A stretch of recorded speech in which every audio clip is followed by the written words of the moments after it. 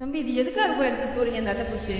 இது வந்து varicose வெயினுக்காக varicose ப்ராப்ளத்துக்கு விடுவாங்க. வெரிகோஸ் வெயின் வந்து கெட்ட பிளட்டாக இருக்கும். அந்த பிளட்டெல்லாம் ரிமூவ் பண்ணுறதுக்காக இந்த அட்டைப்பூச்சி விட்டு உறிஞ்ச விடுவான். இந்த மாதிரி லீச் தெரப்பி வெரிகோஸ் வெயினுக்கு யூஸ் ஆகுமான்னு இந்த வீடியோவில் டீட்டெயிலாக சொல்கிறேன். சப்ஸ்கிரைப் பண்ண மட்டும் மறந்துடாதீங்க. இதில் இருக்க நல்ல விஷயம் என்னன்னா, மேலோட்டமாக இருக்கிற ரத்தத்தை தான் இது உறிஞ்சி எடுக்கும். அதனால வீக்கம் குறையும். வீக்கம் குறைஞ்சா வலியும் கொஞ்சம் குறையும். ரெண்டாவது, இதில் இருக்க ஹிருடின்கிற ஹார்மோன்னால கடிச்ச இடத்துல ரத்தம் உறையாம கொஞ்ச நேரத்துக்கு சர்க்குலேஷன்ல இருக்கும். அப்போ பிளட் சர்க்குலேஷன் கொஞ்ச நேரத்துக்கு இம்ப்ரூவ் ஆகும். ஆனால் இதில் இருக்க ரிஸ்க் என்னன்னா, நம்ம ஊரில் 3/4 பேர் ரத்த சோகையில் தான் இருக்காங்க. இந்த ட்ரீட்மெண்ட்டை ரிப்பீட்டடாக பண்ணும்போது நிறைய பிளட் லாஸ் ஆகி இன்னும் ரத்த சோகம் மோசமாக வாய்ப்பு இருக்கு. ரெண்டாவது, இந்த அட்டைப்பூச்சியோட குடல்ல ஆரோமோனாஸ்னு ஒரு பாக்டீரியா இருக்கு. தவிர இது கடிச்ச இடம் வழியா நம்ம காலுக்குள்ள போயிடுச்சுன்னு வச்சுக்கோங்களேன், அந்த இடம் செப்டிக் ஆகி சீல் வச்சிரும். மூணாவது விஷயம், இந்த மாதிரி எத்தனை முறை இவங்க ட்ரீட்மெண்ட் எடுத்தாலும் இந்த லீச் தெரப்பினால காலில் முடிச்சா இருக்க இந்த ரத்த குழாயை சரி பண்ணவே முடியாது. உங்களுக்கு வெரிகோஸ் வெயினை பத்தி முழுசா தெரிஞ்சுக்கணும், அதுக்கு என்னென்ன ட்ரீட்மெண்ட்லாம் இப்போ இருக்குதுன்னு தெரிஞ்சுக்கணும்னா